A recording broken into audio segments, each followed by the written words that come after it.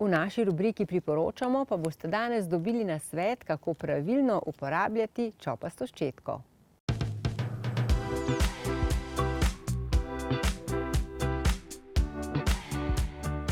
Razvita je za temeljito čiščenje posameznega zoba ter roba med zobmi in dlesnijo. Glavo ščetke postavite na eno stran zoba. Sledite obliki zoba z majhnimi premiki gor in dol.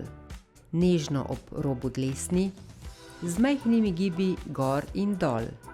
2 ali 3-krat ob vsakem zobu. Enako se gibljete po notranji strani zob. Vztrajajte, dokler zobje niso gladki.